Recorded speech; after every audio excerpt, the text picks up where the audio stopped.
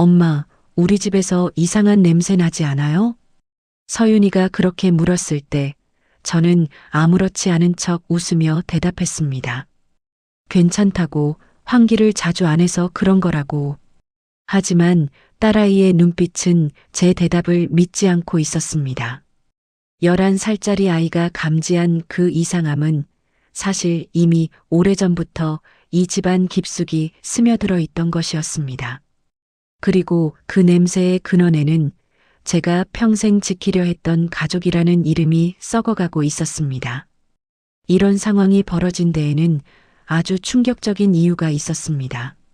잠깐 이 이야기를 듣고 계신 분들께 여쭤보고 싶습니다. 지금 어디에 계시나요? 몇 살이고 무얼 하면서 이 이야기를 듣고 계신가요? 댓글로 남겨주시면 정말 감사하겠습니다. 여러분의 이야기가 궁금합니다. 제 이름은 박정우입니다. 43이고 중학교에서 역사를 가르치고 있습니다. 딸 서윤이와 단둘이 살아온 지 벌써 7년째입니다. 아내는 서윤이가 4살 때 교통사고로 세상을 떠났습니다. 그날 이후로 저는 아버지이자 엄마가 되어야 했고 그 역할을 해내기 위해 많은 것들을 포기했습니다. 승진도, 친구들과의 시간도, 제 개인적인 삶도요. 하지만 정말로 포기할 수 없었던 건 가족이라는 울타리였습니다. 그것만은 절대 놓지 않겠다고 다짐했습니다. 어머니께서 평생 제게 가르쳐 주신 것도 바로 그것이었으니까요. 제가 6살이었을 때 생모가 집을 나갔습니다. 어떤 이유였는지는 지금도 정확히 모릅니다. 아버지는 그 이야기를 절대 하지 않으셨고 저 역시 묻지 않았습니다. 다만 기억나는 건 추운 겨울날 아침에 일어났을 때 엄마의 방이 텅 비어 있었다는 것, 그리고 아버지가 부엌 식탁에 앉아 고개를 숙이고 계셨다는 것뿐입니다. 그로부터 1년 뒤 아버지는 김명숙 씨와 재혼하셨습니다. 저는 그분을 어머니라고 불렀고 실제로 그분은 제게 진짜 어머니 이상이었습니다. 밤늦게까지 일하시면서도 제 도시락은 한 번도 거르지 않으셨고 학교에서 무슨 일이 있으면 누구보다 먼저 달려오셨습니다. 제가 중학생이 되었을 때는 과외비를 벌기 위해 새벽 청소일까지 하셨습니다. 어머니는 자주 이런 말씀을 하셨습니다. 정우야, 가족은 피보다 진한 거란다. 피가 섞였냐 안 섞였냐가 중요한 게 아니라 서로를 지키려는 마음이 있느냐가 중요한 거야. 그러니까 너도 나중에 내 가족이 생기면 무슨 일이 있어도 그들을 지켜야 한다. 그 말씀이 제 인생의 중심이 되었습니다. 대학을 졸업하고 교사가 되어 아내를 만났을 때도, 서윤이가 태어났을 때도, 그리고 아내를 떠나보냈을 때도 저는 어머니의 그 말씀을 붙들고 살았습니다. 가족은 무슨 일이 있어도 지켜야 한다고요. 서윤이가 7살이 되던 해 어머니께서 처음으로 조심스럽게 말씀을 꺼내셨습니다. 정우야, 넌 아직 젊어. 서윤이한테도 엄마가 필요하고. 저는 고개를 저었습니다. 괜찮다고, 지금도 충분히 잘 지내고 있다고 말씀드렸습니다. 실제로도 그랬습니다. 서윤이는 밝게 자라고 있었고 학교 성적도 좋았으며 무엇보다 저와의 관계가 돈독했습니다. 저녁마다 함께 식탁에 앉아 학교에서 있었던 일들을 나누고 주말이면 근처 공원을 산책하며 손을 잡고 걸었습니다. 하지만 어머니의 걱정은 거기서 멈추지 않았습니다.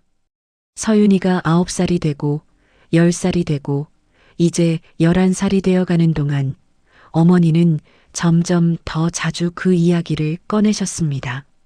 여자아이는 크면서 아빠한테 못하는 이야기들이 생기는 법이야. 엄마가 필요한 시기가 온다고. 그러던 어느 날 어머니께서 누군가를 소개해주고 싶다고 하셨습니다. 당신 친구분의 조카딸인데 나이도 적당하고 성품도 좋으며 무엇보다 아이를 좋아한다고 하셨습니다. 저는 난처했습니다.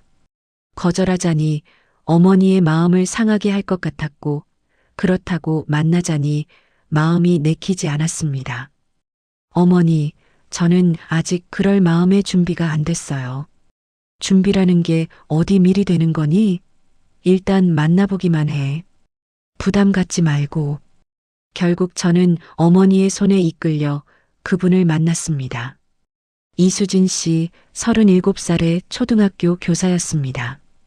첫인상은 조용하고 단정했습니다. 말수가 많지 않았지만 들을 때는 집중해서 들었고 웃을 때는 진심으로 웃는 것 같았습니다. 저도 아이들을 가르치는 일을 하다 보니 아이들이 얼마나 소중한 존재인지 잘 알아요. 서윤이가 정말 똑똑하고 착한 아이라고 들었어요. 그분은 서윤이 이야기를 먼저 꺼냈고 제가 아이를 혼자 키우면서 얼마나 힘들었을지 짐작한다고 했습니다. 저는 그 말에 조금 마음이 열렸습니다. 적어도 이 사람은 제 상황을 이해하려고 노력하는 것 같았으니까요. 두 번째 만남에서는 서윤이도 함께 했습니다. 어머니께서 자연스럽게 자리를 만드셨고 저는 딸아이에게 미리 말했습니다. 그냥 어른들끼리 차 마시는 자리니까 부담 갖지 말라고요. 서윤이는 고개를 끄덕였지만 아이의 눈빛에는 뭔가 경계하는 기색이 역력했습니다. 카페에서 이수진 씨는 서윤이에게 말을 건넸습니다. 서윤아, 너 요즘 학교에서 뭐 배우니? 음악이요. 리코더 배우고 있어요. 와, 리코더. 이모도 어렸을 때 그거 진짜 좋아했는데. 나중에 한번 연주해 줄 수 있어? 서윤이는 짧게 대답했습니다. 네. 하지만 그 이후로는 더 이상 말을 잇지 않았습니다. 아이는 제 옆에 바짝 붙어 앉아서 이수진 씨를 관찰했습니다. 마치 낯선 동물을 처음 만난 것처럼 조심스럽고 경계하는 눈빛이었습니다. 집으로 돌아오는 길에 서윤이가 물었습니다. 아빠, 저 이모랑 자주 만날 거예요? 아직 모르겠어. 왜? 그냥요. 궁금해서요. 저는 딸의 손을 꽉 잡았습니다. 아이가 불안해하는 게 느껴졌습니다. 그래서 말했습니다. 서윤아, 아빠는 내가 제일 중요해. 내가 싫으면 안 만나도 돼. 서윤이는 그제야 조금 안심한 표정을 지었습니다. 하지만 그날 밤 아이는 평소보다 오래 잠들지 못했습니다. 저는 서윤이 방문 앞을 지나가다가 작은 소리를 들었습니다. 아이가 혼자 중얼거리고 있었습니다. 엄마, 나 괜찮아. 아빠랑 나랑 잘 지내고 있어. 가슴이 먹먹했습니다. 서윤이는 돌아가신 엄마에게 이야기하고 있었습니다. 새로운 사람이 들어오는 것에 대한 두려움을 혼자서 사귀고 있었던 겁니다. 그 후로도 어머니는 계속 이수진 씨와의 만남을 주선하셨습니다. 가족 모임 자리에 자연스럽게 그분을 초대하시기도 했고 명절 때는 함께 음식을 준비하자며 집으로 부르시기도 했습니다. 이수진 씨는 매번 정성스럽게 준비해서 오셨습니다. 서윤이가 좋아할 만한 간식을 사오거나 어머니께 드릴 선물을 챙겨오거나 집안일을 도와주셨습니다. 점차 저는 그분에게 익숙해져 갔습니다. 대화도 편해졌고 함께 있는 시간도 자연스러워졌습니다. 무엇보다 이수진 씨는 서윤이에게 정말 진심으로 다가가려고 노력했습니다. 아이의 학교 행사에 관심을 보이고 좋아하는 책에 대해 물어보고 함께 그림을 그리자고 제안하기도 했습니다. 하지만 서윤이의 마음은 쉽게 열리지 않았습니다. 아이는 예의 바르게 대답은 했지만 그 이상으로 가까워지는 건 거부했습니다. 이수진 씨가 손을 내밀면 슬쩍 피했고 함께 뭔가를 하자고 하면 아빠랑 할래요라고 말했습니다. 어느 날 밤 어머니와 단둘이 이야기를 나눌 기회가 있었습니다. 아버지와 서윤이가 먼저 잠든 후였습니다. 정우야, 수진 씨 괜찮은 사람 같지 않니? 네, 좋은 분 같아요. 그럼 이제 진지하게 생각해봐. 서윤이도 크고 있고 내 인생도 중요하잖니. 저는 잠시 망설이다가 말했습니다. 어머니, 근데 서윤이가 아직 마음을 안 연 것 같아요. 아이들은 원래 그래. 처음엔 낯설어 하다가도 시간이 지나면 적응하게 돼 있어. 내가 먼저 결정을 내려야 서윤이도 따라오는 거야. 어머니의 말씀에는 확신이 있었습니다. 그분은 평생 가족을 위해 헌신하며 살아오신 분이었고 그 경험에서 우러나온 조언이었습니다. 저는 고개를 끄덕였습니다. 생각해 볼게요. 정우야, 내가 이러는 데는 다 이유가 있어. 넌 혼자 너무 오래 버텨왔어. 이제는 누군가 내 곁에 있어줘야 해. 그게 서윤이한테도 좋은 일이고. 어머니의 목소리에는 간절함이 묻어났습니다. 왜 이렇게까지 재혼을 권하시는지 그때는 정확히 알지 못했습니다. 단지 어머니가 제 행복을 바라시는 거라고만 생각했습니다. 그날 밤 혼자 누워서 많은 생각을 했습니다. 정말로 저는 새로운 사람을 받아들일 준비가 된 걸까요? 서윤이는 행복할 수 있을까요? 그리고 무엇보다 돌아가신 아내에게 떳떳할 수 있을까요? 하지만 어머니의 말씀도 맞았습니다. 저는 이미 7년을 혼자 버텨왔고 솔직히 지쳐 있었습니다. 매일 아침 서윤이를 깨우고 아침을 차려주고 학교에 보내고 일을 마치고 돌아와 저녁을 준비하고 숙제를 봐주고 재우는 일. 그 반복 속에서 저 자신은 점점 사라져가고 있었습니다. 이수진 씨는 그런 제게 쉼표 같은 존재였습니다. 함께 있으면 조금은 짐을 내려놓을 수 있을 것 같았습니다. 그분도 나름의 외로움을 안고 살아온 사람이었고 서로 기댈 수 있는 관계가 될 수 있을 것 같았습니다. 그렇게 고민하던 중 어느 주말 오후였습니다. 이수진 씨가 집에 놀러 왔고 저희는 함께 거실에서 차를 마시고 있었습니다. 서윤이는 자기 방에서 책을 읽고 있었습니다. 갑자기 서윤이가 방문을 열고 나왔습니다. 아이의 표정이 심상치 않았습니다. 아빠, 왜 그래, 서윤아? 우리 집에서 이상한 냄새 안 나요? 저는 순간 당황했습니다. 무슨 냄새를 말하는 건지 알 수 없었습니다. 이수진 씨도 어리둥절한 표정으로 주위를 둘러봤습니다.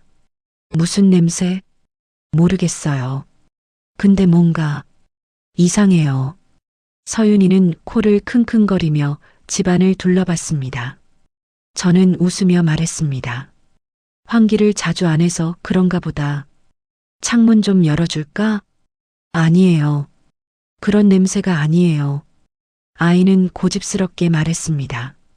그러다가 이수진 씨를 한번 쳐다보고는 다시 자기 방으로 들어가 버렸습니다. 문을 닫는 소리가 유난히 크게 들렸습니다. 이수진 씨가 조심스럽게 말했습니다. 제가 있어서 불편한가 봐요. 아니에요. 원래 서윤이가 예민한 애라서. 하지만 속으로는 불안했습니다. 서윤이가 감지한 그 이상함이 단순히 새로운 사람에 대한 거부감만은 아닌 것 같았습니다. 아이는 뭔가를 느끼고 있었습니다. 제가 미처 보지 못한 혹은 보지 않으려고 했던 무언가를요. 그날 밤 서윤이를 재우면서 물었습니다. 오늘 무슨 냄새 난다고 했어? 몰라요. 그냥 우리 집 냄새가 아닌 것 같아요. 수진 이모가 있어서 그런 거 아닐까? 서윤이는 고개를 저었습니다. 아니에요. 그분 때문이 아니에요. 그냥 집이 변하고 있는 것 같아요. 저는 아이의 이마에 키스했습니다. 괜찮아. 아무것도 변하지 않을 거야. 아빠가 지켜줄게. 하지만 그건 제가 지킬 수 없는 약속이었습니다. 이미 변화는 시작되고 있었고 그 변화의 끝에는 상상할 수 없는 파국이 기다리고 있었으니까요. 결혼식은 조촐하게 치렀습니다. 가까운 가족들과 친구 몇몇만 초대한 작은 예식이었습니다. 이수진 씨는 하얀 원피스를 입고 제 앞에 섰고 저는 그분의 손을 잡으며 다짐했습니다. 이제 다시 한번 가족을 지켜내겠다고요. 서윤이는 예식장 한쪽에 조용히 앉아 있었습니다. 아이는 작은 꽃다발을 무릎 위에 올려놓고 가만히 저희를 바라봤습니다. 웃고 있었지만 그 웃음이 진짜인지는 확신할 수 없었습니다. 예식이 끝난 후 제가 서윤이를 안아 올렸을 때 아이는 제 목을 꽉 껴안으며 속삭였습니다. 아빠, 우리 셋이 행복할 수 있을까요? 당연하지. 우리 꼭 행복할 거야. 하지만 그 대답을 하면서도 저는 알 수 없는 불안감을 느꼈습니다. 마치 뭔가 중요한 것을 놓치고 있는 것 같은 느낌이었습니다. 신혼 초기 몇 달은 생각보다 평온했습니다. 이수진 씨는 정말 좋은 사람이었습니다. 아침마다 일찍 일어나 아침을 준비했고 서윤이 도시락도 정성스럽게 싸주었습니다.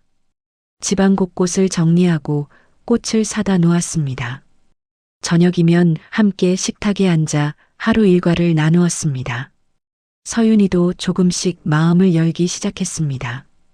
처음에는 이모라고 부르던 것을 어느 날부터 엄마라고 불렀습니다. 그날 이수진 씨의 눈에 눈물이 맺혔던 걸 기억합니다. 그분은 서윤이를 꽉 안아주며 말했습니다. 고마워, 서윤아. 정말 고마워. 저는 그 모습을 보며 안도했습니다. 이제 정말 새로운 시작을 할 수 있을 거라고 생각했습니다. 어머니도 흡족해 하셨습니다. 가족 모임 때마다 이수진 씨의 손을 잡으며 말씀하셨습니다. 우리 며느리 정말 잘 들어왔어.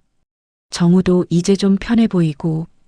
그런데 이상한 점들이 하나둘씩 보이기 시작한 건 결혼한 지 석 달쯤 지났을 때였습니다. 어느 토요일 오후 저희는 가족끼리 나들이를 가기로 했습니다. 서윤이가 가고 싶어 하던 놀이공원이었습니다. 집에서 차로 30분 정도 거리에 있는 곳이었는데 가는 길목에 제가 예전에 아내와 자주 가던 동네가 있었습니다. 차를 몰고 그 동네를 지나가는데 이수진 씨의 표정이 갑자기 굳어졌습니다. 창밖을 보던 시선이 멈췄고 입술을 꽉 깨물었습니다. 손은 무릎 위에서 주먹을 쥐고 있었습니다. 괜찮아요? 제가 물었지만 그분은 고개를 끄덕이며 짧게 대답했습니다. 네, 괜찮아요. 하지만 목소리는 떨리고 있었습니다. 저는 이상하다고 생각했지만 그냥 참얼미를 하는 건가 싶어 넘어갔습니다. 놀이공원에서의 시간은 즐거웠습니다. 서윤이는 오랜만에 신나게 웃었고 이수진 씨도 아이와 함께 놀이기구를 타며 웃음을 되찾았습니다.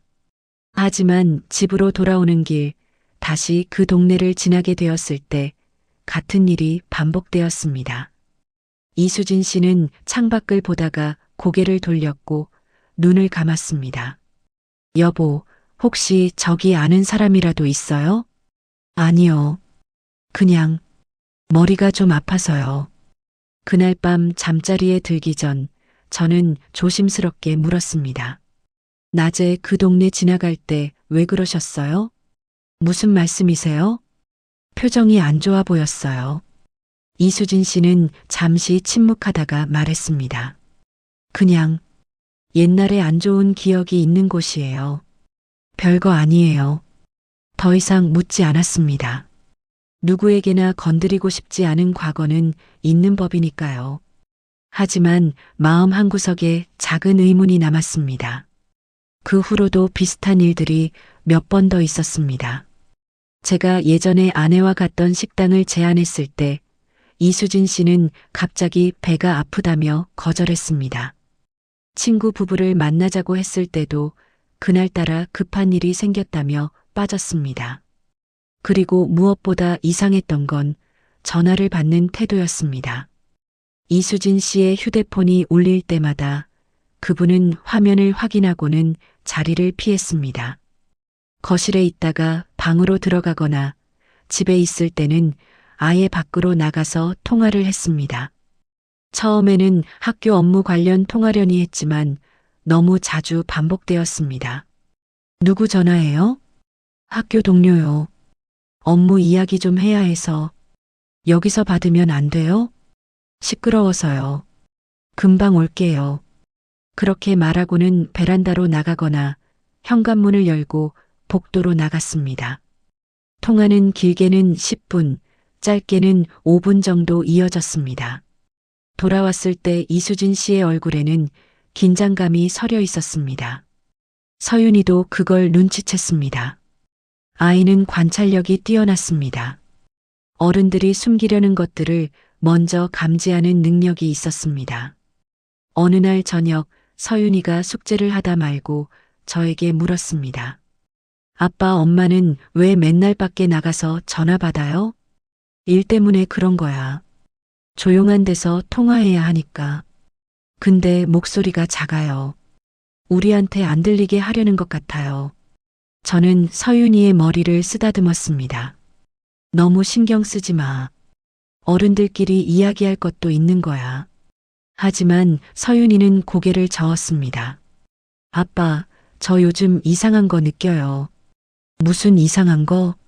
아이는 잠시 망설이다가 말했습니다. 엄마가 어떤 이름을 들으면 숨을 안 쉬는 것 같아요. 무슨 소리야? 진짜예요. 지난번에 할머니가 어떤 이름 말했을 때 엄마가 갑자기 가만히 있었어요. 숨도 안 쉬고 눈도 안 깜빡이고 마치 얼어붙은 것처럼요. 저는 그 말을 듣고 가슴이 철렁했습니다. 서윤이가 거짓말할 아이가 아니라는 걸 알았기 때문입니다. 하지만 동시에 아이가 너무 예민하게 반응하는 건 아닌가 하는 생각도 들었습니다. 무슨 이름이었는데? 기억 안 나요. 근데 여자 이름이었어요. 그날 밤 저는 이수진 씨가 잠든 후 한참을 뒤척였습니다. 서윤이가 말한 그 장면이 머릿속에 계속 맴돌았습니다. 누군가의 이름을 들었을 때 얼어붙는다는 것. 그게 대체 무슨 의미일까요? 며칠 후 어머니 댁에서 가족 모임이 있었습니다. 아버지의 생신이었습니다. 저희 가족과 어머니, 아버지, 그리고 어머니의 친구분 한 분이 자리에 함께 했습니다. 식사를 하며 이런저런 이야기를 나누던 중 어머니 친구분이 옛날 이야기를 꺼냈습니다. 명수가 너 기억나니? 우리 젊었을 때 같이 다니던 그 친구. 이름이 뭐였더라? 누구? 있잖아, 그 친구. 키 크고 머리 긴. 나중에 서울로 시집 갔다던. 그때였습니다. 이수진 씨가 들고 있던 물컵을 떨어뜨렸습니다. 컵이 식탁에 부딪히며 물이 쏟아졌습니다. 모두가 놀라서 쳐다봤습니다. 괜찮아요? 제가 물었지만 이수진 씨는 멍하니 앉아 있었습니다. 정확히 서윤이가 말한 그대로였습니다. 숨도 쉬지 않고 눈도 깜빡이지 않고 마치 시간이 멈춘 것처럼 얼어붙어 있었습니다. 여보, 제가 어깨를 흔들자 그제야 정신을 차린 듯 했습니다. 아, 미안해요. 손이 미끄러졌어요. 서둘러 물을 닦으며 일어났습니다. 화장실에 다녀오겠다고 했습니다. 그 뒷모습이 마치 도망치는 것처럼 보였습니다. 어머니가 걱정스럽게 말씀하셨습니다. 수진이가 요즘 피곤한가 보구나. 그런가 봐요. 하지만 저는 알았습니다. 이건 단순히 피로 때문이 아니었습니다.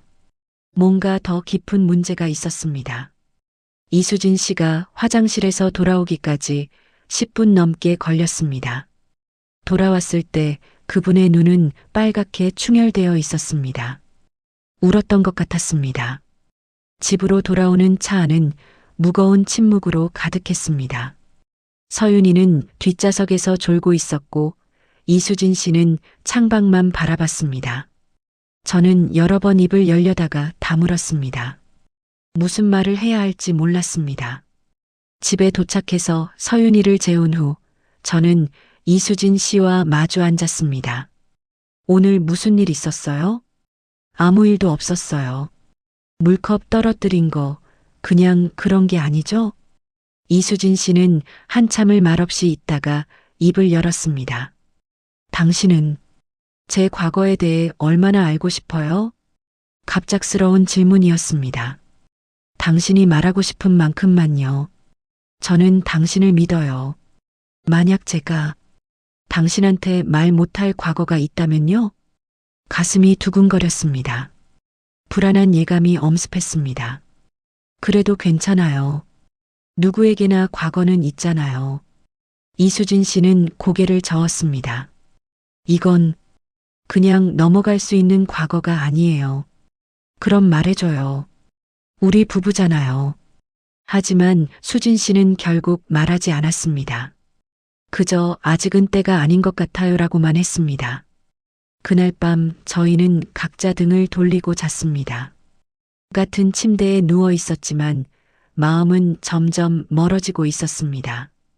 다음 날부터 이수진 씨는 더욱 조심스러워졌습니다. 전화는 더 자주 밖에서 받았고 외출할 때는 항상 어디 가는지 미리 말했습니다. 마치 자신의 행동 하나하나를 투명하게 보여주려는 것처럼요. 하지만 그런 노력이 오히려 더 의심스럽게 느껴졌습니다. 서윤이는 점점 더 불안해했습니다. 아이는 밤마다 악몽을 꾸기 시작했습니다. 새벽에 깨서 우는 날도 있었습니다. 서윤아, 무슨 꿈 꿨어? 무서운 꿈이요. 우리 가족이 다 사라지는 꿈이요. 저는 아이를 꽉 안아주었습니다. 하지만 제 품에 안긴 서윤이의 몸은 여전히 떨리고 있었습니다. 괜찮아. 아빠가 있잖아. 우리 가족은 안 사라져. 하지만 저 자신도 그 말을 믿을 수 없었습니다. 뭔가 잘못되어 가고 있다는 걸 느꼈습니다. 집안의 공기가 점점 무겁게 가라앉고 있었습니다. 결정적인 사건이 일어난 건 어느 금요일 저녁이었습니다. 저는 학교에서 일찍 퇴근했습니다. 평소보다 1시간 정도 일찍 집에 도착했습니다. 현관문을 열었을 때 이수진 씨가 거실에서 누군가와 통화를 하고 있었습니다. 제가 들어오는 소리를 듣지 못했는지 계속 대화를 이어가고 있었습니다. 그러니까 제발 이해해줘요. 지금은 정말 안 돼요. 목소리에 절박함이 묻어났습니다. 알아요, 알아요. 제가 잘못했어요. 하지만 지금 다 털어놓으면 모든 게 끝나요. 저는 가만히 서서 들었습니다. 도청하는 게 옳지 않다는 걸 알았지만 몸이 움직이지 않았습니다. 네. 조금만 더 시간을 주세요. 제가 방법을 찾을게요.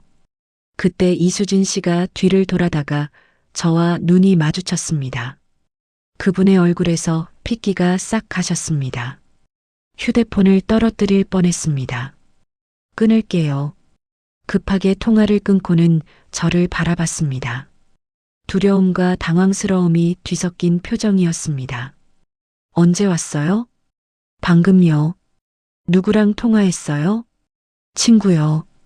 무슨 이야기를 그렇게 절박하게 했어요? 이수진 씨는 대답하지 못했습니다. 입술만 파르르 떨렸습니다. 여보, 뭘 숨기고 있어요? 저는 한 걸음 다가갔습니다. 수진 씨는 한 걸음 물러섰습니다. 숨기는 거 없어요. 방금 통화 내용 다 들었어요. 지금 다 털어놓으면 모든 게 끝난다고 했잖아요. 뭐가 끝나요? 대체 뭘 털어놓으면 안 되는 거예요? 이수진 씨의 눈에 눈물이 맺혔습니다. 제발, 지금은 묻지 말아요. 언제 물어야 해요? 우리 결혼했잖아요. 부부 사이에 비밀이 있으면 안 되는 거 아니에요? 비밀이 아니에요. 그냥 아직 때가 아니라는 거예요. 그럼 언제가 때예요? 우리 서윤이까지 불안해하고 있어요. 당신도 알잖아요. 그 말에 이수진 씨는 고개를 떨궜습니다. 어깨가 떨리기 시작했습니다. 울고 있었습니다. 미안해요. 정말 미안해요. 저는 수진 씨를 안아주고 싶었지만 그럴 수가 없었습니다. 뭔가 커다란 벽이 우리 사이에 서 있었습니다. 그날 밤 서윤이가 제 방으로 찾아왔습니다. 아이는 문틈으로 조심스럽게 고개를 들이밀며 물었습니다. 아빠, 엄마랑 싸웠어요? 아니야, 싸운 거 아니야. 근데 목소리 들렸어요. 엄마 우는 소리도 들렸고요. 서윤이는 제 침대에 올라와 제 품에 파고들었습니다. 아빠, 우리 다시 둘이 살 거예요? 그 질문에 저는 아무 대답도 할 수 없었습니다. 아이를 꽉 안아주는 것밖에는요. 서윤아, 아빠가 지켜줄게. 무슨 일이 있어도. 하지만 그때 저는 몰랐습니다. 제가 지켜야 할 것이 가족인지 아니면 가족으로부터 지켜야 할 것이 따로 있는지를요.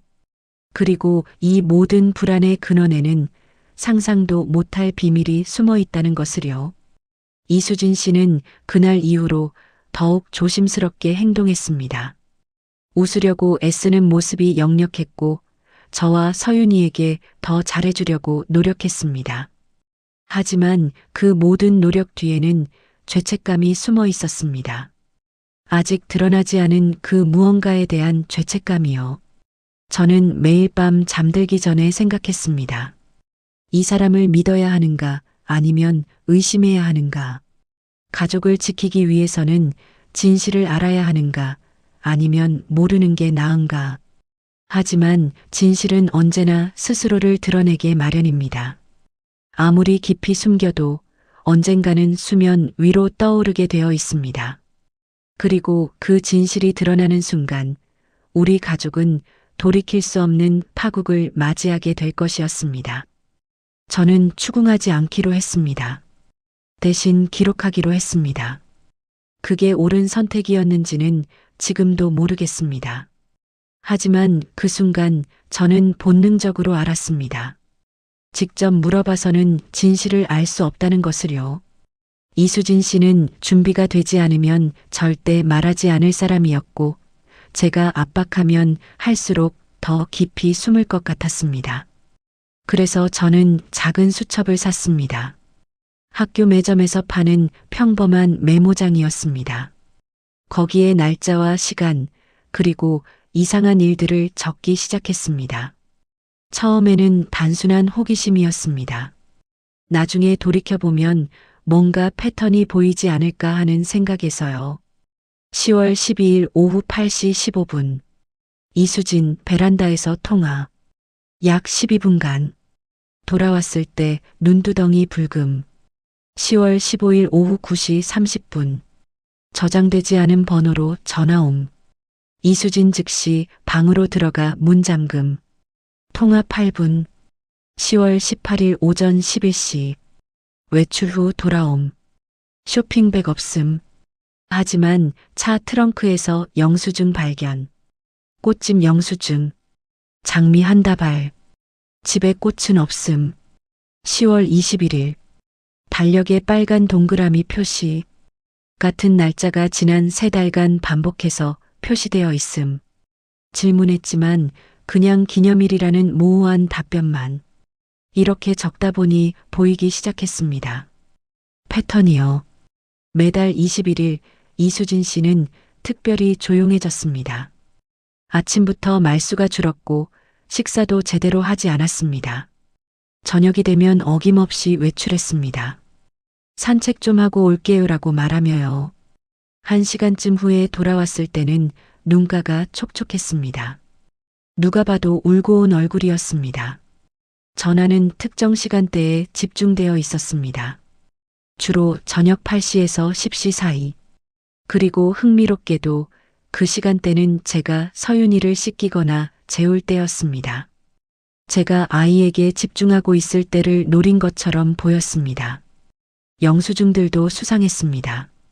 이수진 씨는 평소 영수증을 꼼꼼하게 정리하는 사람이었습니다. 가계부까지 쓸 정도로요. 그런데 어떤 영수증들은 구겨져서 쓰레기통에 버려져 있거나 차 안구석에 숨겨져 있었습니다. 꽃집, 카페, 그리고 이상하게도 같은 약국의 영수증이 반복적으로 나왔습니다. 여보, 요즘 어디 아픈 데 있어요? 어느 날 제가 물었습니다. 약국 영수증을 또 발견한 날이었습니다. 아니요. 왜요? 약국 자주 가는 것 같아서요. 이수진 씨는 잠시 당황한 표정을 지었습니다. 아, 그냥 비타민 사는 거예요. 요즘 피곤해서. 하지만 영수증에 적힌 품목은 비타민이 아니었습니다. 수면제였습니다. 그것도 한두 번이 아니라 매달 구입하고 있었습니다. 저는 그 사실을 수첩에 적었습니다. 그리고 의문을 덧붙였습니다. 왜 수면제를 숨기는가? 왜 약국에 직접 가면서까지 구입하는가? 서윤이도 자기만의 방식으로 관찰하고 있었습니다. 아이는 어느 날 제게 종이 한 장을 건넸습니다. 거기에는 동그라미와 세모, 네모가 그려져 있었습니다. 이게 뭐야? 엄마 표정이요.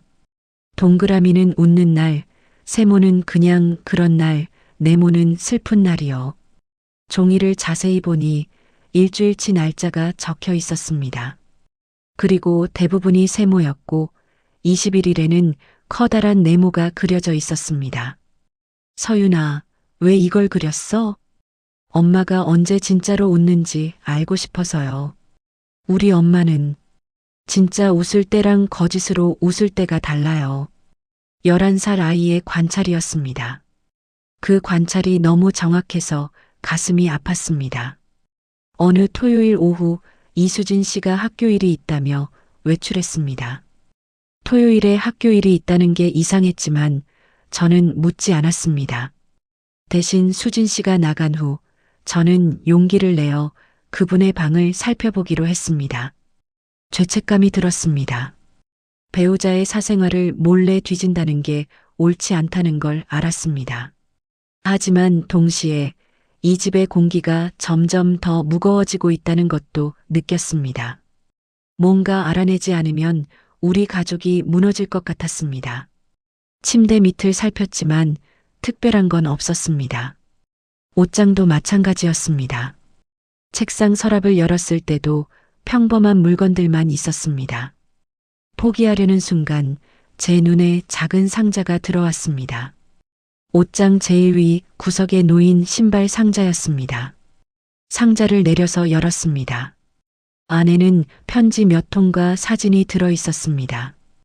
편지들은 봉투가 뜯어지지 않은 채였습니다. 보낸 사람 주소는 적혀 있지 않았고 받는 사람 이름도 없었습니다. 하지만 사진이 문제였습니다. 한 장의 오래된 사진이었습니다. 색이 바래서 언제 찍은 건지 정확히 알 수 없었지만 최소 20년은 된 것 같았습니다. 사진 속에는 여자아이가 있었습니다. 10살쯤 되어 보이는 교복을 입은 아이였습니다. 그 아이의 얼굴을 보는 순간 저는 숨이 멎었습니다. 이수진 씨와 똑같았습니다. 아니, 정확히는 어린 시절의 이수진 씨처럼 보였습니다. 눈매, 코, 입술의 모양까지 거의 일치했습니다. 하지만 이상한 점이 있었습니다. 사진 뒷면을 보니 이름이 적혀 있었는데 누군가 고의적으로 그것을 지운 흔적이 있었습니다. 검은 펜으로 여러 번 긋고 수정에까지 발라서요. 하지만 빛에 비춰보니 희미하게 글자의 흔적이 남아 있었습니다. 이진. 성은 분명 이 씨였고 끝 글자는 진이었습니다. 가운데 글자만 알 수 없었습니다.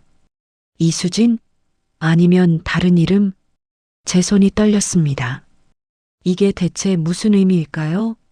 왜 이수진 씨와 똑같이 생긴 아이의 사진이 여기 있는 걸까요? 그리고 왜 이름을 지운 걸까요? 문득 한 가지 가능성이 떠올랐습니다.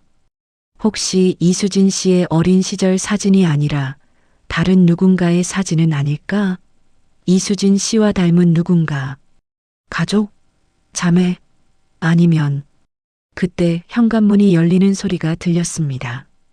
이수진 씨가 돌아온 것이었습니다. 예정보다 훨씬 빨리요. 저는 황급히 사진을 상자에 넣고 옷장 위에 다시 올렸습니다. 하지만 손이 떨려서 상자가 제자리에 정확히 놓이지 않았습니다. 방에서 나와 거실로 갔을 때 이수진 씨는 현관에서 신발을 벗고 있었습니다. 일찍 오셨네요. 네, 생각보다 빨리 끝났어요. 그분은 제 얼굴을 유심히 쳐다봤습니다. 뭔가 느낀 걸까요? 무슨 일 있었어요? 아니요. 그냥 서윤이 재우고 있었어요. 거짓말이었습니다. 서윤이는 친구 집에 놀러가 있었습니다. 하지만 이수진 씨는 더 묻지 않았습니다. 그날 밤 저는 수첩에 또 한 줄을 추가했습니다. 옷장위 신발 상자, 오래된 사진 한 장, 이수진과 닮은 여자아이, 이름 지워짐, 이진, 그리고 밑에 이렇게 적었습니다. 이수진 씨의 과거, 아니면 다른 누군가. 며칠 후 저는 어머니 댁을 방문했습니다. 혼자서요. 이수진 씨와 서윤이는 집에 두고 일부러 어머니와 단둘이 이야기할 시간을 만들었습니다. 어머니는 반갑게 맞아주셨습니다. 늘 그랬듯이 제가 좋아하는 음식을 준비해 놓으셨습니다. 정우야, 요즘 수진이랑 잘 지내고 있니? 네, 어머니. 수진이가 좋은 애야. 너도 알지? 네, 알아요. 어머니는 만족스러운 표정을 지으셨습니다. 하지만 저는 질문을 던졌습니다. 조심스럽게요. 어머니, 수진 씨에 대해서 얼마나 알고 계세요? 응? 무슨 말이니? 그러니까 수진 씨의 과거나 가족 관계나 그런 것들이요. 어머니는 잠시 생각하시더니 대답하셨습니다.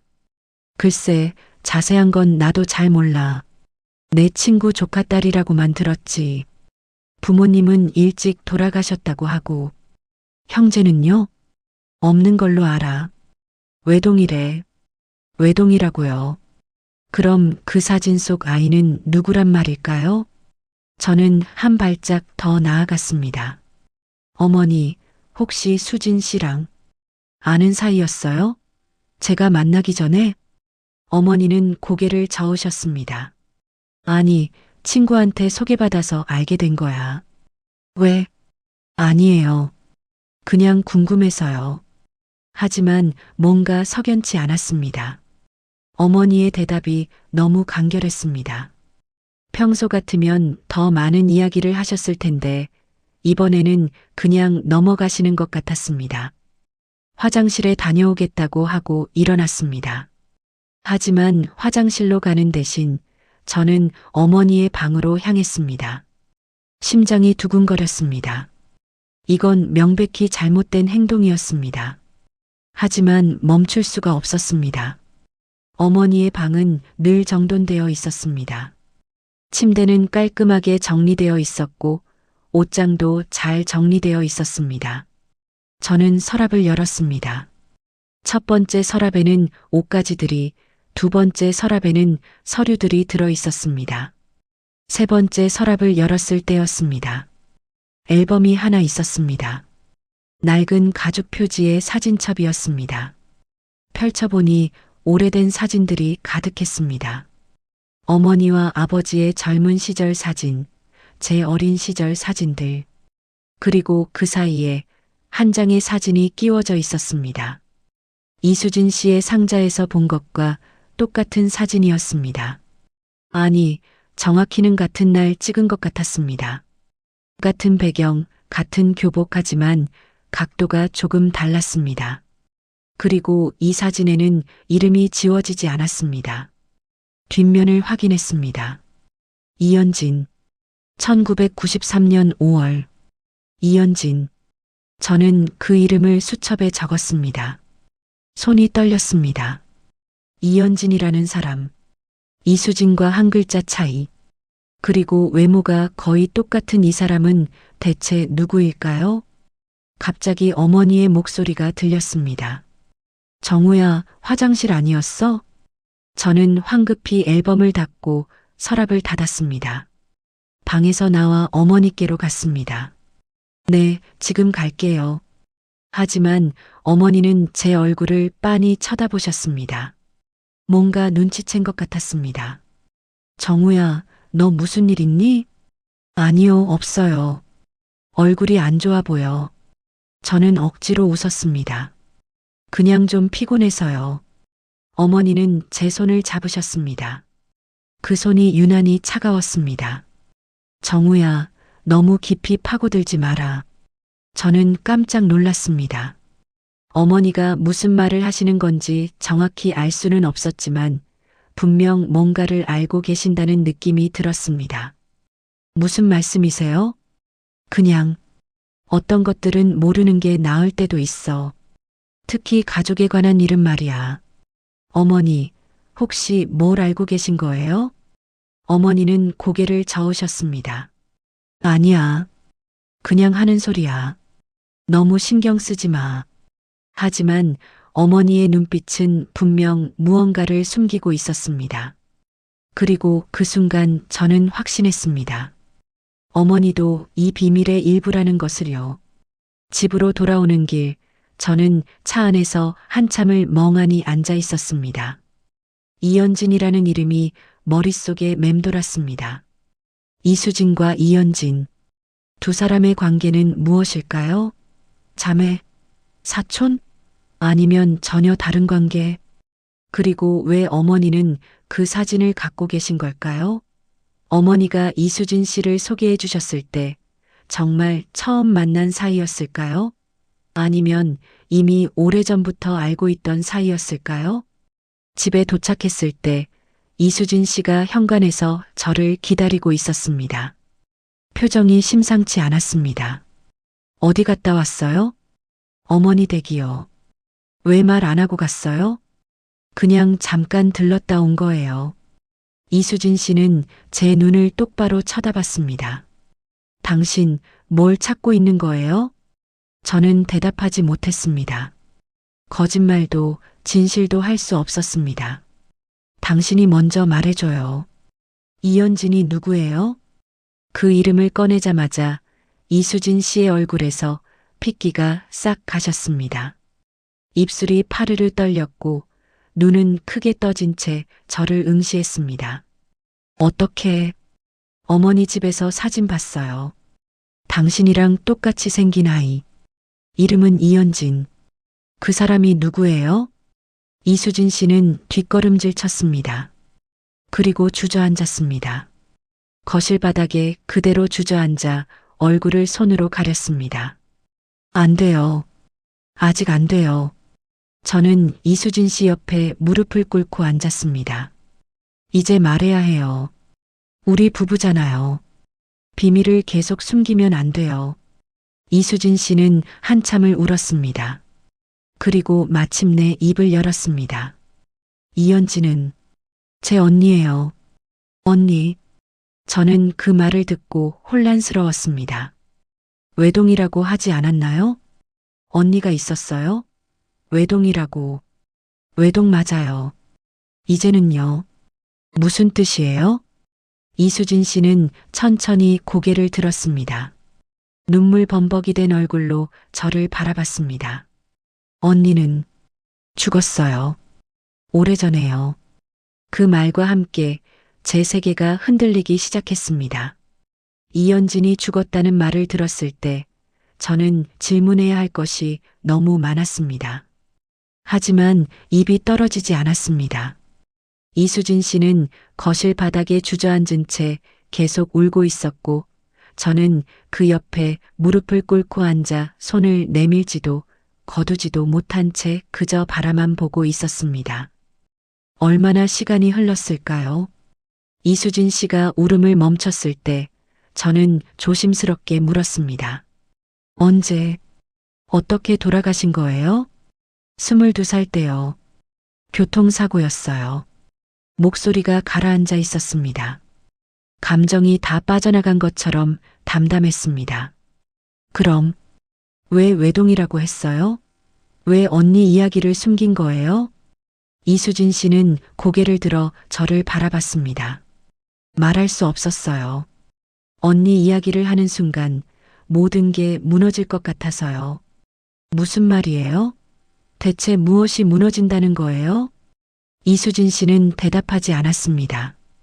그저 고개를 저을 뿐이었습니다. 저는 그날 밤 잠을 이루지 못했습니다. 이수진 씨는 자기 방으로 들어가 문을 잠갔고 저는 거실 소파에서 뒤척였습니다. 머릿속으로 수없이 많은 시나리오가 그려졌습니다. 이현진과 이수진, 두 자매, 그리고 왜인지 어머니가 갖고 계신 그 사진, 그 모든 것들이 어떻게 연결되는 걸까요? 다음 날 아침 저는 결심했습니다. 어머니를 직접 찾아가서 물어봐야겠다고. 더 이상 추측만으로는 견딜 수 없었습니다. 어머니 댁에 도착했을 때 어머니는 현관에서 저를 맞으며 이미 다 아는 표정을 지으셨습니다. 들어왔구나. 어머니, 이야기 좀 해야겠어요. 그래, 알았어. 들어와. 거실에 마주 앉았습니다. 어머니는 차를 내오셨지만 저는 손도 대지 않았습니다. 어머니, 이현진이 누구예요? 어머니는 찻잔을 천천히 내려놓으셨습니다. 한참을 침묵하시다가 입을 여셨습니다. 그 이름을 어디서 들었니? 수진 씨가 말했어요. 자기 언니라고. 그리고 어머니 방에서 사진도 봤어요. 어머니는 깊은 한숨을 쉬셨습니다. 그래. 이제 때가 온 건가 보구나. 무슨 말씀이세요? 어머니는 창밖을 바라보셨습니다. 그 눈빛에는 깊은 슬픔이 서려 있었습니다. 정우야, 어떤 비밀은 평생 묻어두는 게 나을 때가 있어. 하지만 내가 이미 알아버렸으니 이제는 말해야겠구나. 저는 숨을 죽이고 어머니의 다음 말을 기다렸습니다. 이현진은 내가 알던 아이야. 아주 오래전부터. 얼마나 오래전부터요? 내가 중학생이었을 때부터. 충격이었습니다. 그렇게 오래전부터요? 그럼 수진 씨도 그때부터 알고 계셨어요? 어머니는 고개를 저으셨습니다. 수진이는 몰랐어. 연진이만 알았지. 연진이는 우리 집에 자주 놀러 왔었어. 왜요? 왜 우리 집에? 어머니는 잠시 망설이시다가 말씀하셨습니다. 연진이 엄마가 내 생모였으니까. 그 순간 세상이 멈춘 것 같았습니다. 뭐라고요? 이현진의 어머니가 너를 낳은 사람이야. 그 사람이 집을 나간 후 재혼해서 낳은 아이가 연진이고 그 다음이 수진이야. 저는 말을 잃었습니다. 이현진이 제 이복 누나였다는 말입니까? 어머니, 왜 이제야 말씀하시는 거예요? 말할 수 없었어. 그 아이가 내 인생에서 사라져야만 했던 이유가 있었으니까. 무슨 이유죠? 어머니의 눈에 눈물이 맺혔습니다. 연진이는 내가 15살 때 우리 집에 처음 왔어. 엄마를 찾아서 자기 엄마가 어디 있는지 알려달라고. 나는 모른다고 했어. 정말 몰랐어. 내 생모는 우리한테 연락도 안 하고 완전히 사라졌으니까. 어머니는 손수건으로 눈가를 닦으셨습니다. 하지만 연진이는 계속 왔어. 일주일에 한 번씩, 때로는 며칠에 한 번씩 너를 보러 왔다고 했어. 오빠를 보고 싶다고. 나는 그게 두려웠어. 왜요? 내가 그 아이와 가까워지면 생모를 찾게 될까봐. 그럼 우리 가족이 무너질 것 같아서. 그래서 나는 연진이한테 더 이상 오지 말라고 했어. 냉정하게 말했어. 너는 우리 가족이 아니라고. 여기는 내가 올 곳이 아니라고. 저는 가슴이 먹먹해졌습니다. 그 아이는 울면서 갔어. 그리고 그 후로 한동안 오지 않았어. 나는 안심했어. 하지만 어머니의 목소리가 떨렸습니다. 너희 아버지는 달랐어. 아버지는 연진이를 불쌍하게 여겼어. 몰래 만나서 용돈도 주고 밥도 사주고 그랬대. 나는 몰랐어. 한참 후에야 알았지. 아버지가요? 그래. 아버지는 그 아이도 내 누나인데 완전히 외면할 수는 없다고 했어. 하지만 나는 용납할 수 없었어. 그래서 아버지한테 선택하라고 했어. 지금 가족을 택하든지 아니면 그 아이를 택하든지. 어머니는 고개를 떨구셨습니다. 아버지는 나를 택했어. 그리고 연진이한테 다시는 오지 말라고 했대. 그게 그 아이를 마지막으로 본 날이었어. 그러고 얼마 후에 교통사고가 났다는 거예요? 어머니는 고개를 끄덕이셨습니다. 석 달 후였어. 연진이가 22살 때 새벽에 혼자 길을 걷다가 차에 치였대. 그 소식을 들었을 때 나는 어머니는 더 이상 말을 잇지 못하셨습니다. 그저 울음만 터져 나왔습니다. 저는 멍하니 앉아 있었습니다. 제게 누나가 있었다는 것, 그 누나가 저를 보고 싶어 했다는 것. 하지만 어머니가 거절했고 결국 그 아이는 세상을 떠났다는 것. 그럼 수진 씨는요? 수진 씨는 이 모든 걸 알고 있었던 거예요? 어머니는 고개를 저으셨습니다. 수진이는 몰랐어. 연진이가 살아있을 때는. 하지만 연진이가 죽고 나서 유품을 정리하다가 알게 된 거야. 연진이가 쓴 일기장에 우리 이야기가 다 적혀 있었대. 오빠를 만나고 싶었는데 만날 수 없었다고. 자기를 거부한 새엄마와 아버지 이야기도. 그럼 수진 씨가 저한테 다가온 건 복수였을지도 몰라. 처음에는 저는 몸이 얼어붙었습니다. 어머니가 말을 이었습니다. 하지만 내가 수진이를 만나서 이야기했을 때 그 아이는 달랐어. 복수하려고 온 게 아니라 확인하고 싶었다고 했어. 뭘 확인하려고요? 자기가 누구 편에 서야 하는지, 언니를 위해 너희 가족을 미워해야 하는지, 아니면 언니가 그렇게 보고 싶어 했던 오빠를, 그 오빠의 가족을 이해하고 받아들여야 하는지. 저는 숨이 막혔습니다. 수진이는 말했어. 너를 만나보고 싶다고. 내가 어떤 사람인지 알고 싶다고. 언니가 그렇게 보고 싶어 했던 오빠가 어떤 사람인지. 그래서 내가 소개해 준 거야. 어머니, 어떻게 그럴 수가 있어요? 그게 소개예요? 그건 조작이잖아요. 제 목소리가 떨렸습니다. 분노와 배신감이 뒤섞여 나왔습니다. 나도 알아. 잘못한 거 알아. 하지만 정우야, 나는 내가 연진이한테 한 일이 너무 후회됐어. 그 아이를 그렇게 차갑게 대한 게, 그 아이가 죽기 전까지 한 번도 제대로 따뜻하게 대해주지 못한 게. 그래서 최소한 수진이한테는 기회를 주고 싶었어. 기회요? 거짓말로 시작한 관계를 기회라고 부르시는 거예요? 어머니는 고개를 떨구셨습니다. 미안하다. 정말 미안해. 저는 자리에서 일어났습니다. 더 이상 이 자리에 있을 수가 없었습니다. 수진이는 나쁜 아이가 아니야. 정말이야. 그 아이도 혼란스러웠을 거야. 하지만 너를 만나고 나서는 진심이었어. 내가 봤어. 진심이요? 저한테 평생 거짓말하면서 진심이라고요? 저는 문을 향해 걸어갔습니다. 어머니가 뒤에서 부르셨지만 돌아보지 않았습니다. 집으로 돌아오는 차 안에서 저는 핸들을 잡은 채 한참을 울었습니다. 38해를 살면서 이렇게 울어본 적이 없었습니다. 제가 믿었던 모든 것이 거짓이었습니다. 어머니도, 이수진 씨도, 심지어 제 자신에 대한 믿음까지도요. 집에 도착했을 때 이수진 씨가 현관에서 저를 기다리고 있었습니다. 제 얼굴을 보자마자 이수진 씨가 울음을 터뜨렸습니다. 미안해요. 정말 미안해요. 저는 이수진 씨를 지나쳐 거실로 들어갔습니다. 언제부터 알고 있었어요?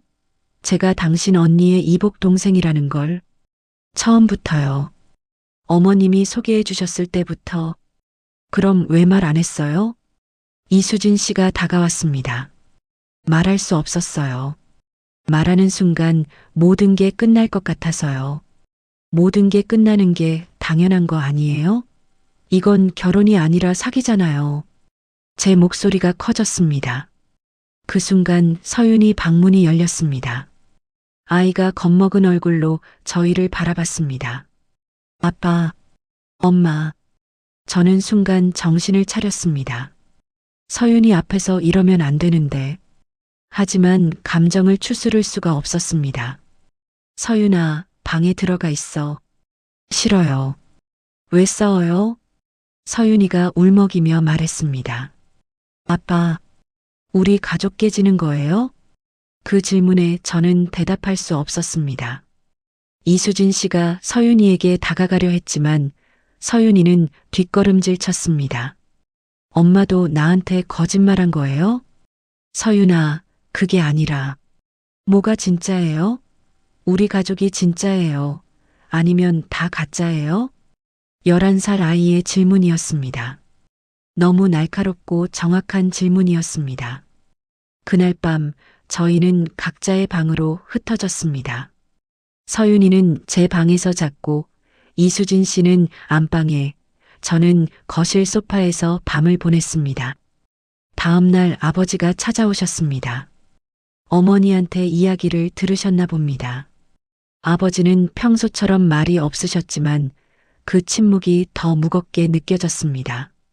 아버지도 알고 계셨죠? 아버지는 고개를 끄덕이셨습니다. 미안하다. 왜요? 왜 다들 미안하다고만 하세요? 제게는 알 권리가 없었나요? 아버지는 한참을 침묵하시다가 말씀하셨습니다. 연진이를 지켜주지 못해서 미안하다. 그 말에 저는 할 말을 잃었습니다. 아버지도 후회하고 계셨던 겁니다. 그 아이를 지키지 못한 것을요.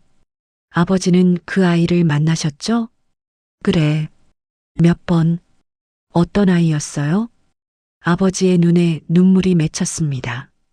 평생 우시는 걸 본 적 없는 아버지였는데 착한 아이였어. 너를 많이 닮았어. 눈웃음이 똑같았지. 저는 가슴이 미어졌습니다. 제가 알지도 못했던 누나. 저를 보고 싶어 했던 누나. 하지만 끝내 만나지 못하고 세상을 떠난 누나. 아버지도 어머니 편을 드셨잖아요. 그 아이한테 오지 말라고 하셨잖아요. 아버지는 고개를 끄덕이셨습니다. 그게 가장 후회되는 일이야. 그 아이가 죽었다는 소식을 들었을 때 나는 차라리 내가 죽었어야 했다고 생각했어. 아버지는 그렇게 말씀하시고는 가방에서 봉투 하나를 꺼내셨습니다. 이건 연진이가 마지막으로 우리 집에 왔을 때 놓고 간 거야. 너한테 주는 거라고 했어. 하지만 나는 줄 수가 없었어. 봉투를 받았습니다. 낡고 누렇게 바랜 봉투였습니다. 겉봉투에는 오빠에게라고 적혀 있었습니다. 이제는 내가 읽어야 할 것 같구나. 아버지는 그렇게 말씀하시고 일어나셨습니다. 아버지는 며칠 집을 비울 거야. 혼자 생각할 시간이 필요해. 어디 가세요? 시골 친구 집에. 내 어머니한테도 말했어. 조금 떨어져 있어야 할 것 같다고. 아버지는 현관문을 나서시면서 마지막으로 말씀하셨습니다. 정우야, 내가 어떤 결정을 내리든 아버지는 이해할게. 이번에는 내 마음을 따르렴. 아버지가 떠나시고 저는 혼자 거실에 남았습니다. 손에는 누나가 남긴 편지가 있었습니다. 봉투를 뜯을 용기가 나지 않았습니다. 이걸 읽으면 정말로 모든 게 바뀔 것 같았습니다. 서윤이가 방에서 나와 제 옆에 앉았습니다. 아빠, 그게 뭐예요? 편지야. 누가 쓴 거예요? 아빠가. 몰랐던 누나가. 서윤이는 조용히 제 손을 잡았습니다. 아빠, 읽어봐요. 같이. 저는 서윤이를 바라봤습니다. 11살밖에 안 된 아이가 어른보다 더 용감했습니다. 그래, 같이 읽자. 봉투를 조심스럽게 열었습니다. 안에는 편지지 2장이 들어 있었습니다. 글씨체는 단정했고 종이는 세월의 흔적으로 약간 변색되어 있었습니다. 오빠에게로 시작하는 그 편지를 읽는 동안 저는 계속 울었습니다. 그리고 서윤이도 함께 울었습니다. 편지의 마지막 문장은 이랬습니다. 오빠가 행복했으면 좋겠어요. 그것만이 내가 바라는 전부예요. 언젠가 오빠가 이 편지를 읽게 된다면 그때는 제발 누군가를 미워하지 말아주세요. 모두가 최선을 다했을 뿐이니까요. 사랑하는 오빠에게. 수연이가 편지를 다 읽고 나서 저는 한참을 멍하니 앉아 있었습니다. 이수진 씨가 거실로 나왔습니다. 그분도 편지를 받는지 눈이 빨갛게 부어 있었습니다. 언니는 당신을 미워하지 말라고 했어요. 제게도 그렇게 말했어요. 일기장에 저는 이수진 씨를 바라봤습니다. 당신은 왜 온 거예요? 진짜 이유가 뭐예요? 이수진 씨는 천천히 다가와 제 앞에 무릎을 꿇고 앉았습니다. 처음에는 확인하고 싶었어요. 언니를 그렇게 만든 사람들이 어떤 사람들인지. 하지만 당신을 만나고 서윤이를 보고 저는 알았어요. 언니가 왜 그렇게 당신을 보고 싶어 했는지. 당신은 좋은 사람이에요.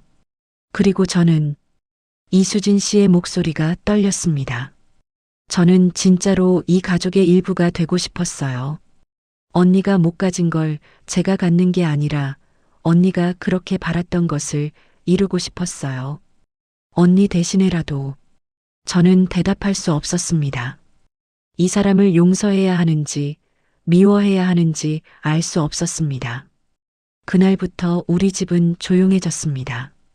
말이 없는 침묵이 계속되었습니다. 이수진 씨는 학교에 가고 저도 학교에 가고 서윤이도 학교에 갔습니다. 하지만 저녁이 되어 함께 모여도 식탁은 무겁기만 했습니다. 아버지는 일주일째 집에 돌아오지 않으셨습니다. 어머니는 매일 전화를 하셨지만 저는 받지 않았습니다. 그리고 저는 매일 밤 누나가 남긴 편지를 다시 읽었습니다. 누군가를 미워하지 말라는 그 말을. 하지만 미워하지 않는 것과 용서하는 것은 다른 문제였습니다. 가족이라는 이름으로 우리는 함께 있었지만 진실 앞에서 우리는 갈라져 있었습니다. 그리고 저는 알지 못했습니다. 이 균열이 결국 어디로 향할지를요. 이수진 씨가 짐을 싸기 시작한 건 그로부터 사흘 후였습니다. 아침에 일어났을 때 안방 문이 열려 있었고 그 안에서 캐리어를 끄는 소리가 들렸습니다. 저는 문 앞에 서서 한참을 지켜봤습니다. 이수진 씨는 옷을 하나하나 접어서 가방에 넣고 있었습니다. 조용하고 차분하게 마치 처음부터 이렇게 될 줄 알고 있었던 것처럼요. 어디 가려고요? 제 목소리에 이수진 씨가 고개를 들었습니다. 눈은 붓지 않았지만 얼굴은 창백했습니다. 떠나야죠. 이제는. 왜요? 이게 맞는 일이니까요. 저는 처음부터 여기 있으면 안 되는 사람이었어요. 저는 방으로 들어가 그분의 손을 잡았습니다. 짐을 싸던 손이 멈췄습니다. 지금 떠나면 남는 게 뭐예요?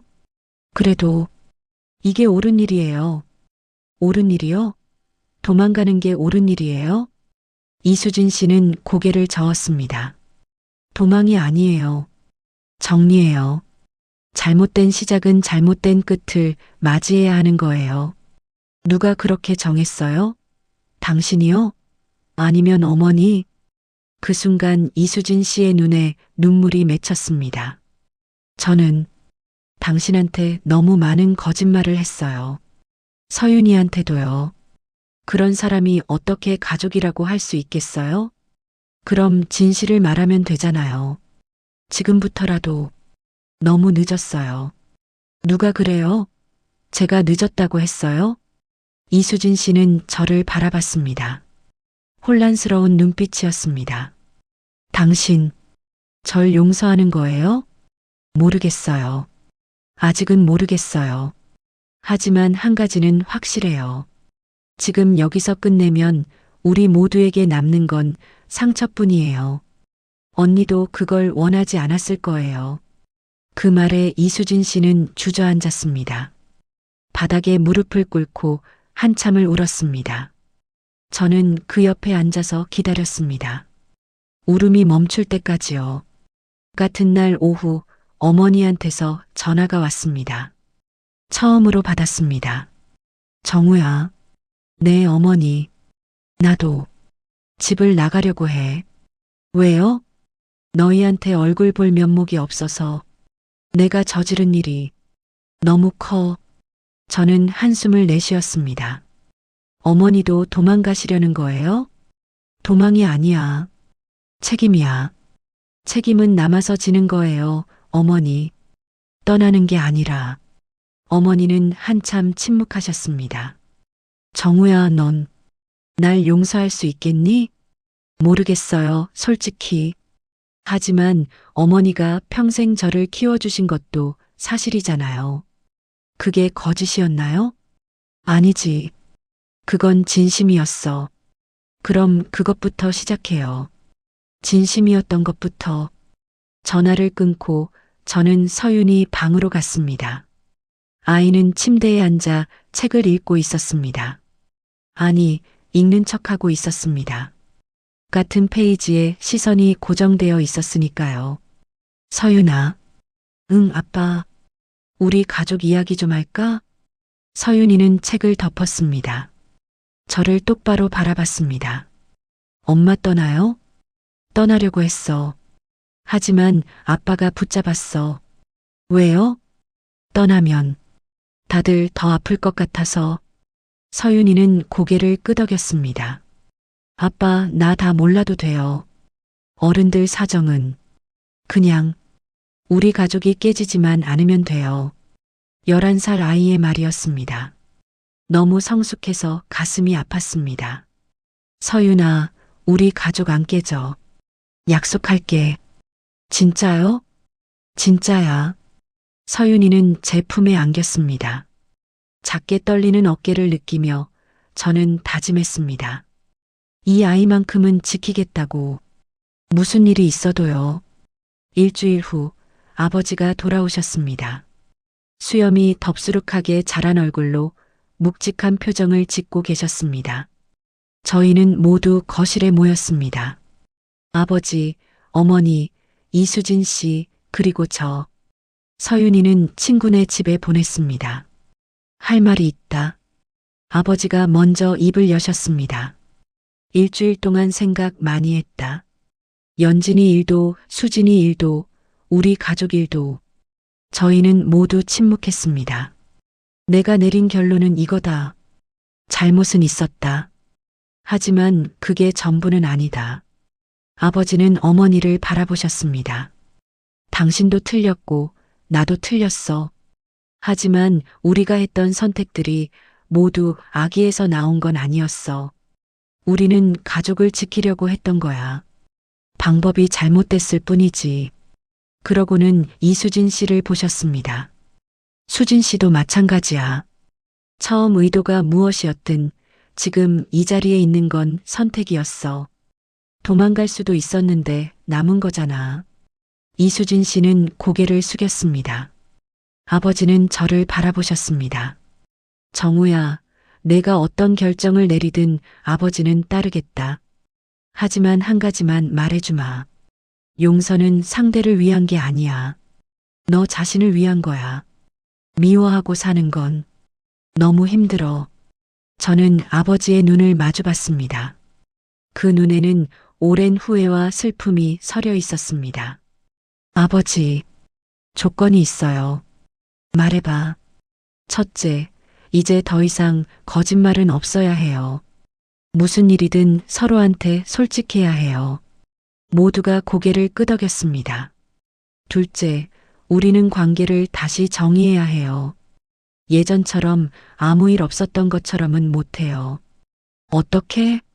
저는 이수진 씨를 바라봤습니다. 당신은 제 아내지만 동시에 제 누나의 동생이에요. 그 사실을 부정할 수 없어요. 그러니까 우리는 새로운 방식으로 가족을 만들어 가야 해요. 이수진 씨가 조심스럽게 물었습니다. 어떤 방식으로요? 모르겠어요. 천천히 찾아가야죠. 하지만 확실한 건 서윤이가 최우선이에요. 서윤이의 안전과 행복이 무엇보다 중요해요. 그게 지켜지지 않으면 그땐 정말로 끝이에요. 알겠어요. 아버지가 말씀하셨습니다. 그럼 이제 호칭을 바꾸자. 예전처럼은 안 돼. 어떻게 바꿀 거예요? 수진 씨는 이제 며느리가 아니야.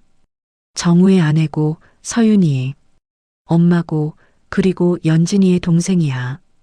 우리는 그걸 인정하고 받아들여야 해. 어머니가 눈물을 닦으며 말씀하셨습니다. 수진아, 미안해. 너한테 너무 많은 걸 강요했어.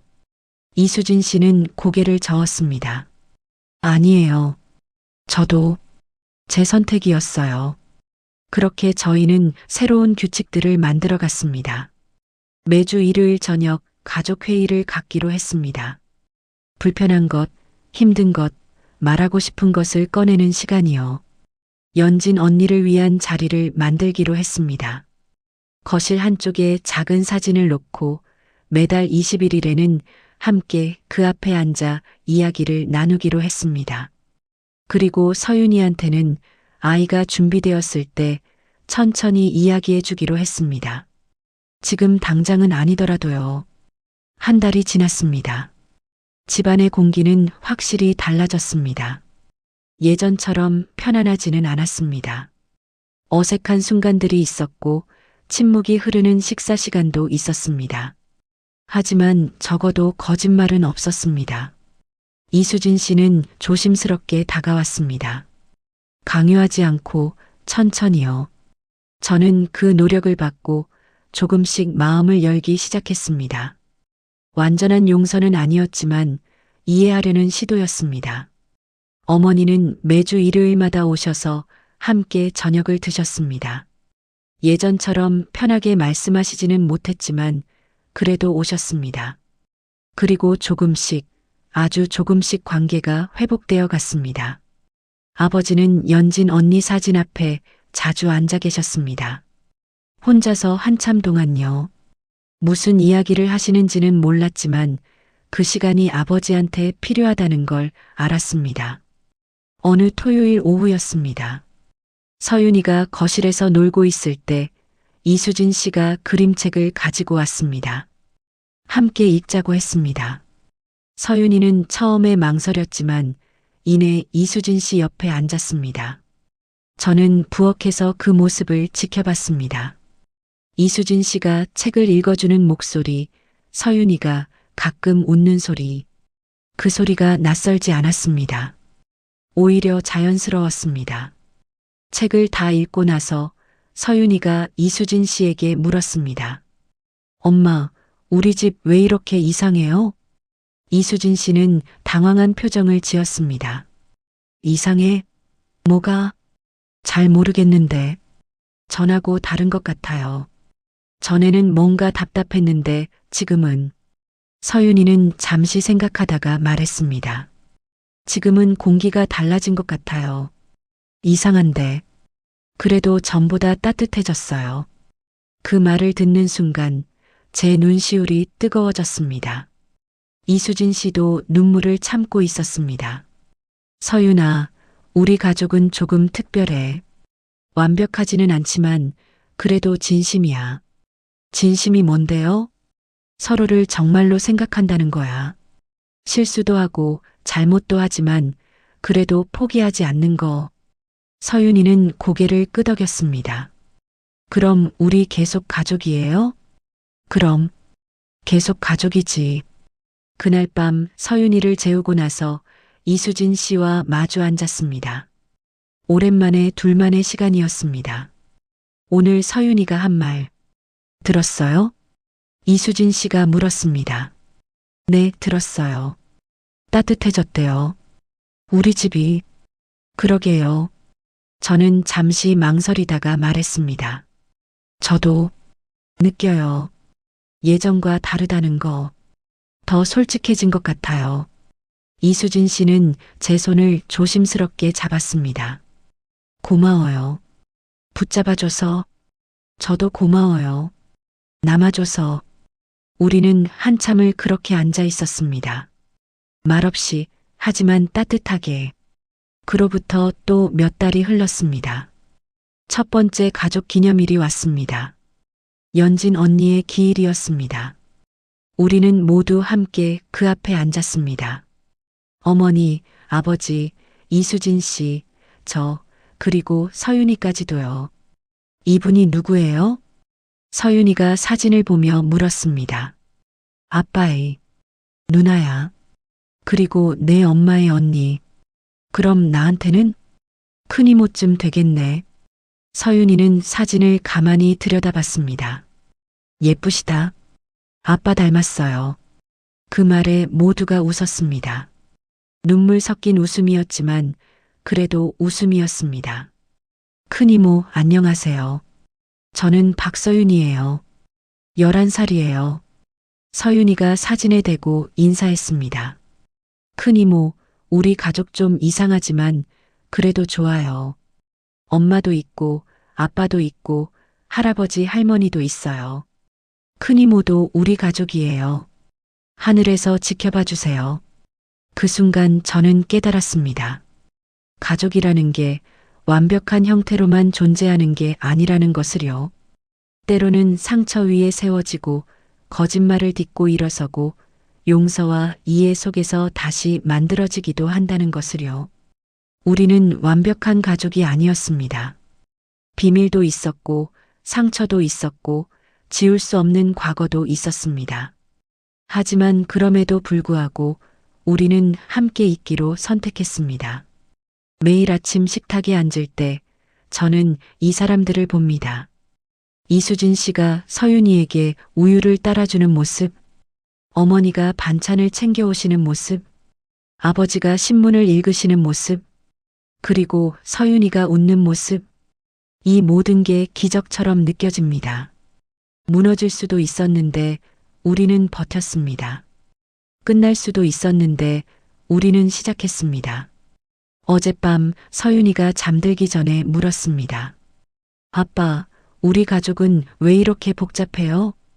복잡하지. 근데 그게 나쁜 건 아니야. 왜요? 복잡하다는 건 그만큼 이야기가 많다는 거야. 그리고 그 이야기들이 모여서 우리가 된 거지. 서윤이는 고개를 끄덕였습니다.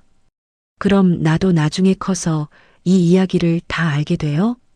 그럼 내가 준비되었을 때 다 말해줄게. 기대된다. 우리 가족 이야기. 그날 밤 서윤이는 편안하게 잠들었습니다. 저는 아이의 잠든 얼굴을 한참 바라봤습니다. 이 아이가 자라서 우리의 이야기를 듣게 될 날을, 그리고 그때 이 아이가 이해해 줄 거라는 걸, 완벽하지 않아도 진심이면 충분하다는 걸요. 지금 이 순간 우리 집 거실에는 5사람이 있습니다. 아니, 6명이죠. 사진 속 연진 동생까지 합치면요. 우리는 불완전합니다. 여전히 어색한 순간들이 있고 아픈 기억들도 있습니다. 하지만 우리는 함께 있습니다. 그리고 그것만으로도 충분합니다. 어머니께서 평생 가르쳐 주신 말씀이 있습니다. 가족은 무슨 일이 있어도 지켜야 한다고. 저는 이제 그 말의 진짜 의미를 알 것 같습니다. 지킨다는 건 완벽하게 만드는 게 아니라 포기하지 않는 거였습니다. 무너져도 다시 세우고 깨져도 다시 붙이고 상처를 보듬으며 함께 걸어가는 거였습니다. 그리고 오늘도 우리는 그렇게 하고 있습니다. 불완전하지만 진심인, 복잡하지만 따뜻한 우리만의 가족을 만들어가고 있습니다. 이제 저는 압니다. 가족이란 혈연으로만 정의되는 게 아니라 선택과 용서, 그리고 함께하려는 의지로 만들어진다는 것을요. 그리고 그 의지는 사랑이라고 불러도 좋을 것 같습니다.